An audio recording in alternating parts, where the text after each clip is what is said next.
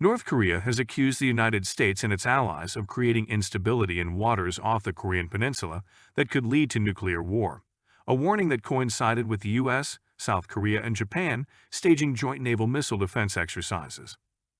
North Korea's official Korean Central News Agency said on Tuesday that the country's leader Kim Jong-un marked his country's Navy Day, stating that U.S.-led hostilities in seas off the peninsula had increased the danger of a nuclear war, and he promised to strengthen naval capabilities in response.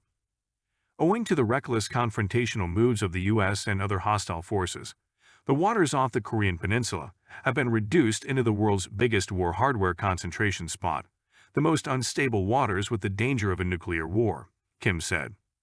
Kim cited the U.S. naval drills with its two allies, the deployment of powerful U.S. weapons to South Korea, and a recent U.S., South Korean and Japanese summit where an agreement to intensify defense cooperation was reached with the aim of checking North Korea's nuclear program. He also described U.S. President Joe Biden, South Korean President Yoon Suk-yeol, and Japanese Prime Minister Fumio Kishida as the gang bosses of their respective countries. In the first standalone meeting between the three leaders at Camp David in the U.S. state of Maryland on August 18, the three agreed to deepen military and economic cooperation as a means to project unity in the face of China's growing assertiveness in the Asia-Pacific region and North Korea's nuclear threats and missile test belligerence. On Tuesday, the three allies conducted drills in international waters off South Korea's southern Jeju Island. The training was aimed at rehearsing procedures for detecting, tracking, and sharing information about incoming North Korean missiles, South Korea's Navy said in a statement. The U.S. and South Korean militaries are also engaged in bilateral military drills that started last week.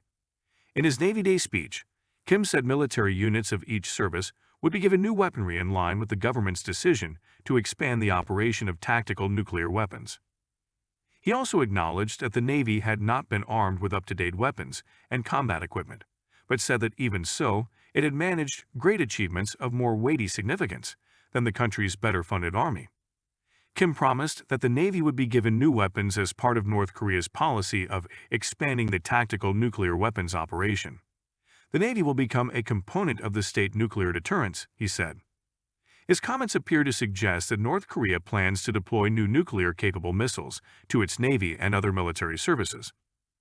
Chung Song-chong, a researcher at the Sejong Institute think tank in South Korea, said with the U.S., South Korea, and Japan conducting naval drills, North Korea may feel an urgent need to strengthen its naval power.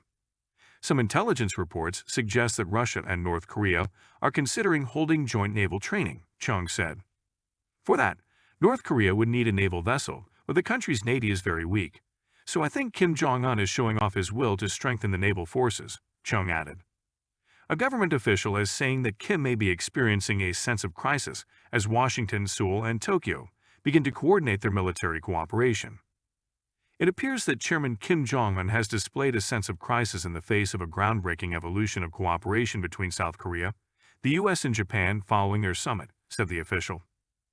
Photos carried by North Korea's official Rodong Sinmun newspaper showed Kim, accompanied by his young daughter Jue, inspecting the Navy command and taking photos with hundreds of naval officers. It was Jue's first public appearance with her father since mid-May.